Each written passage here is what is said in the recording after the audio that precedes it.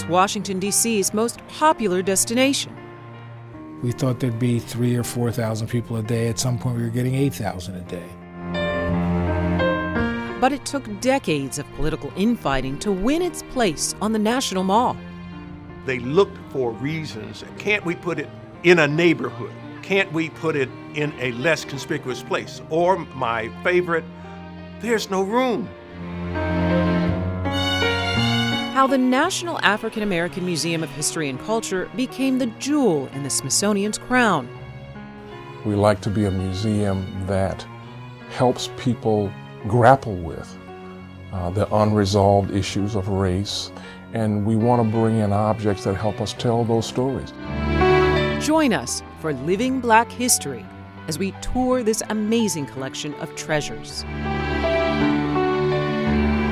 People are touched by the experience because it will remain with them for the rest of their lives.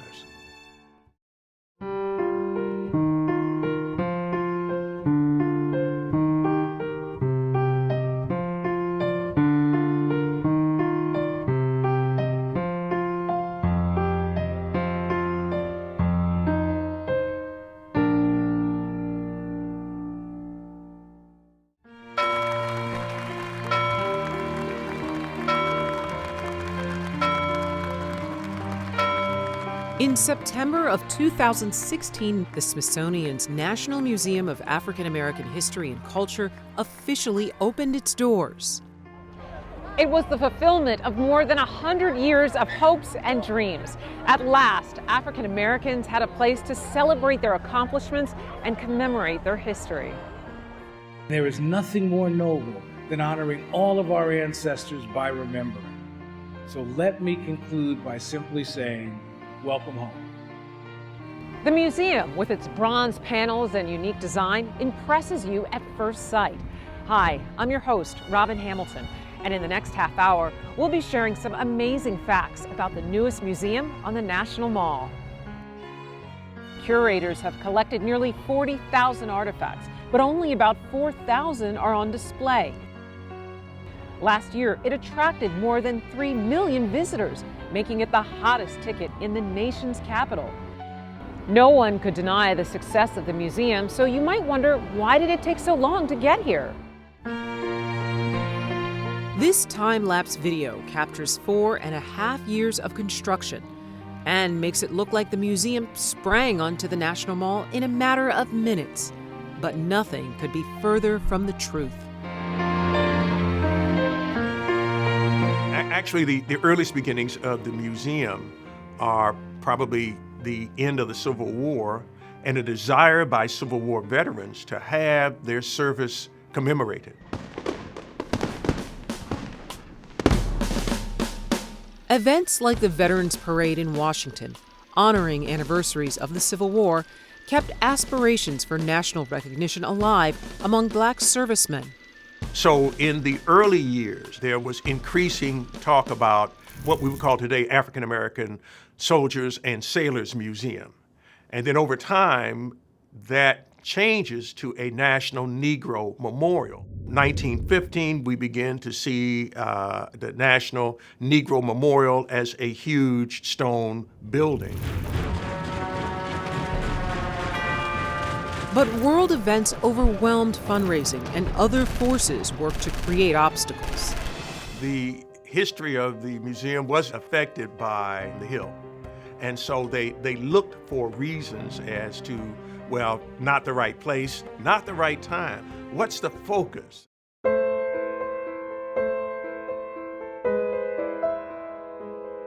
In the early 1970s, the community of Wilberforce, Ohio, home to the first private historic Black university, became the suggested site of a national museum. Which satisfied very few people. With all due respect to Ohio, they didn't think that Wilberforce was a great place for it. From post-'80s, we get increasing momentum to place the museum, to say at the least, in a more accessible location. Ultimately, in 2003, President George W. Bush signed the bill for the African American Museum on the Mall. It's a twisting path, the long and winding road, taking a century, but it does result in the building that we have today. That land was 250 years ago plantation land. And to have this crown there just sort of brings into sharp relief the changing status of African Americans in the history of this country.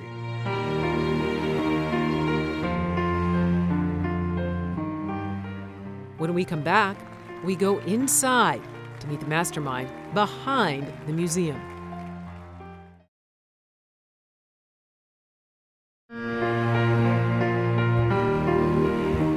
Shaped like a Nigerian crown, decorated with filigreed panels, the Smithsonian's National Museum of African American History and Culture makes a striking statement amid the other monuments on the National Mall. Inside, it tells the story of our country through African American eyes, from the depths of slavery to the heights of Black achievement. It is a breathtaking experience, and your tour guide is the museum's founding director, Lonnie Bunch. I realized that this had to be a museum that asked you to do a little work, right? I said that because I want you to reflect on the things that you see. So I felt it was really important to craft a journey, to actually give people a sense of this amazing history. So I thought it was essential to say, all right, we're going to explore this from Africa to today. Let us start at the bottom, in tight spaces. Let us remember the constriction of slavery. Let us then begin to look at how that struggle to demand freedom, how that played out. And then what we're going to do is give you an opportunity to, once you have that narrative, to go deeper into things like sport, music, film, television. The museum's journey has attracted millions of visitors, far beyond expectations. We thought there'd be 3,000 or 4,000 people a day. At some point, we were getting 8,000 a day. And maybe more than anything else is the famed dwell time. You know, in a museum, in the Smithsonian, people will spend an hour and a half in a museum. That's it. Do the whole museum in an hour and a half. Here, people spend 6, 7, 8 hours. So on the one hand, it means that people are really reading, engaging, thinking, reflecting. But it also means how you get these people through. So it's a challenge, but it's a good challenge to have. Like the old real estate maxim says, location, location, and location matters. Being on the National Mall meant everything. The mall is where the world comes to learn what it means to be an American. And the mall is a place that should give you a complete story. So it was crucially important to say this museum is worthy of all the other museums. This story is worthy of all the other histories and stories. So it was important for it to be on the mall.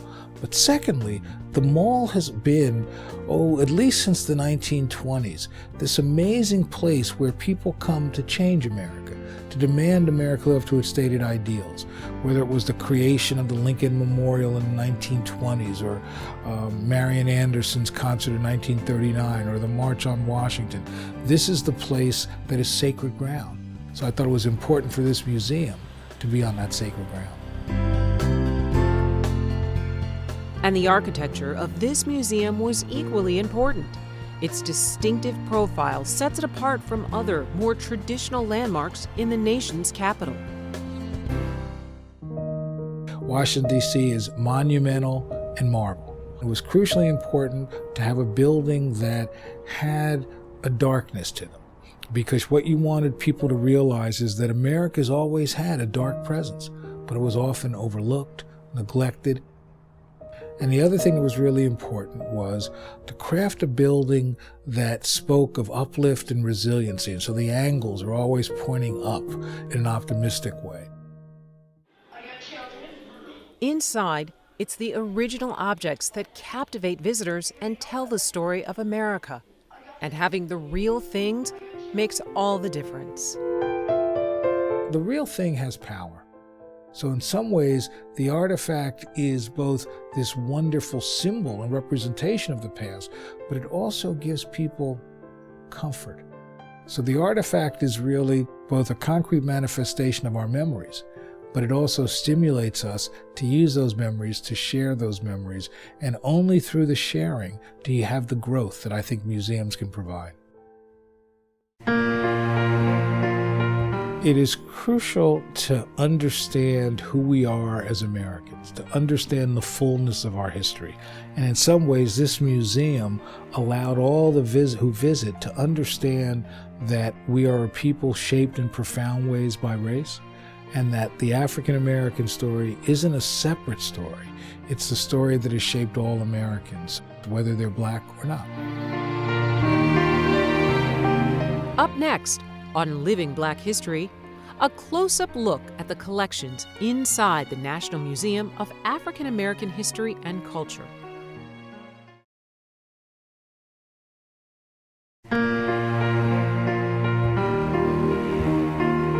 I brought an old Bible that was given to me by my father. We brought an African sculpture that had been given to us by an uncle. I brought a quilt that is known as the Chase quilt. It's a very historic name in Washington, D.C. and in African American history. The search for items you see in the Smithsonian's National Museum of African American History and Culture began all over the United States as early as 2007 at events called Saving African American Treasures. Curators evaluated family heirlooms and found some one-of-a-kind items for display.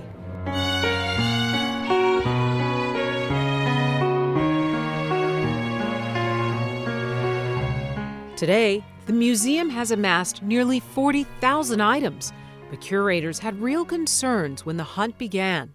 I must admit we were all nervous as to whether or not we could get the items that we wanted.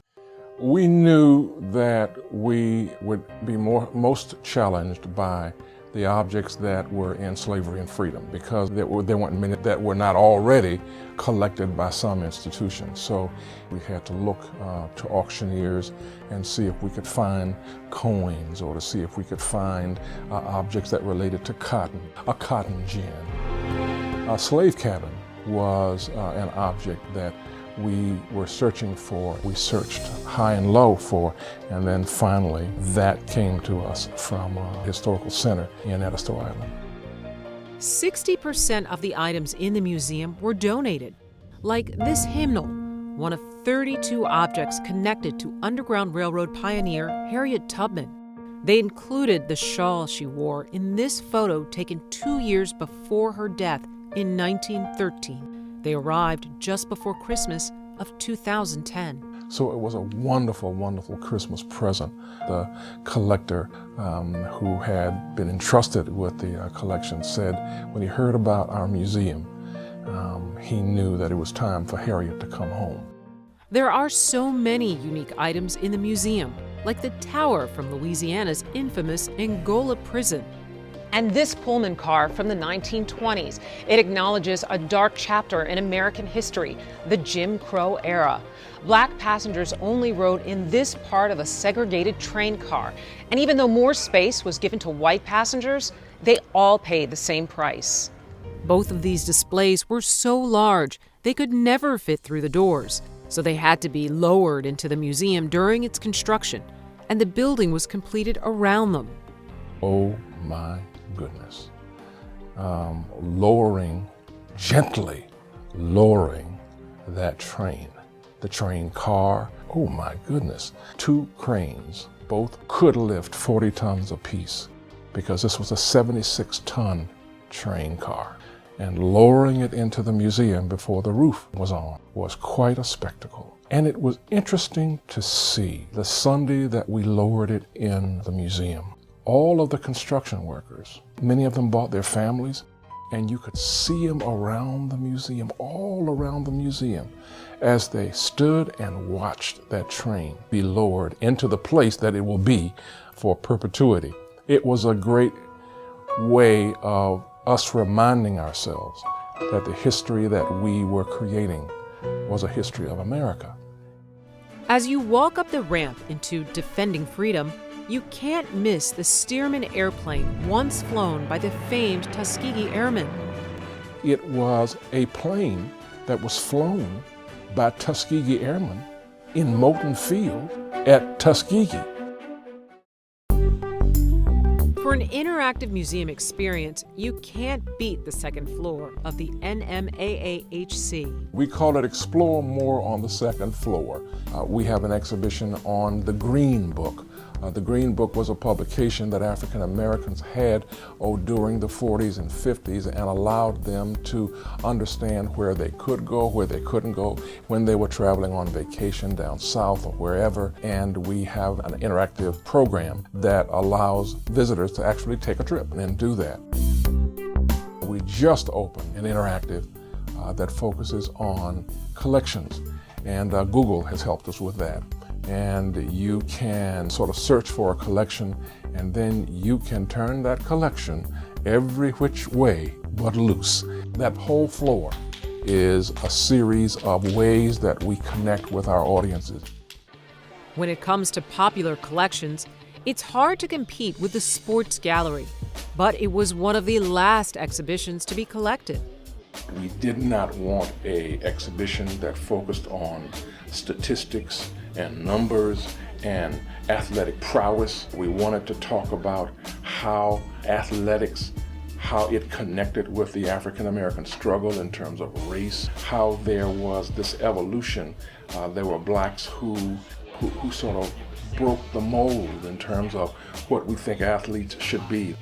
It was how they used those skills to in some way provide upward mobility, to provide a sort of move through the glass ceiling and into a new way of looking at what could be accomplished by African Americans over time. Chuck Berry's 1973 Eldorado Cadillac greets you at the musical crossroads. But getting it here in a driving rainstorm was a challenge, according to its curator. I'll never forget one of our young curators, Kevin Strait. He said that each time I tried to push it onto the bed of the truck, I slipped and fell in the mud. As you look at it now, it's just in pristine shape, which is how Chuck kept it. And another vehicle, of a totally different kind, also captures your attention: George Clinton's mothership. When it came in, there was an inspired response from the community and from the public that I just didn't expect. People were just wowed by the fact that we had that item. We see ourselves as a place that simply revels in African American history and culture, that helps audiences understand the global reach of African American history. And finally, we see African American history as the quintessential American history. When Living Black History continues, how the museum helps you find your family's roots.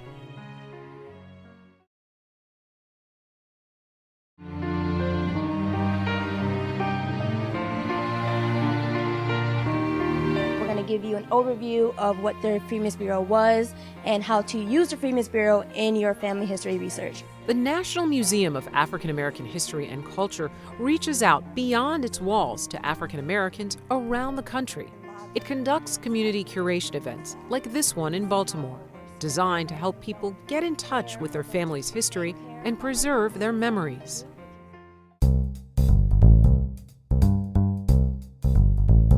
On the website, I noticed they were having an event where they were digitalizing photos. So I signed up, and here I am.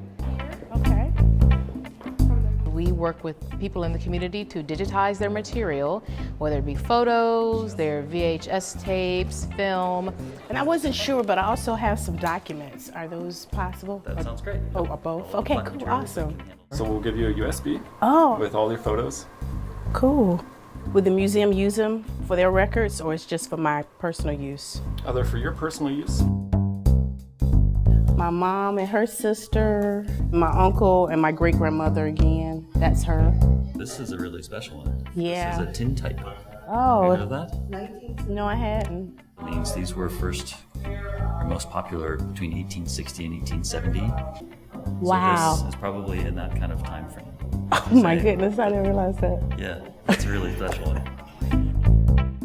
I've been tracing my family tree for a while. It's important to me because I think everybody should know the fabric of their roots, like why we act the way we do, why we like the things we do. Actually, I've traced back on my maternal side at least 4 generations. Excellent. One of the things I learned that the women in our family are very engineering minded. My grandmother's like that, her sisters, her mother. So then that gave me a better understanding of myself. And then here's the whole clan. So that's me when I was a baby. My aunt is holding me, and that's her husband. It's just like going down a rabbit's hole. We keep finding more and more information. So this is a birth certificate that I found. So this is Rosanna Mobley.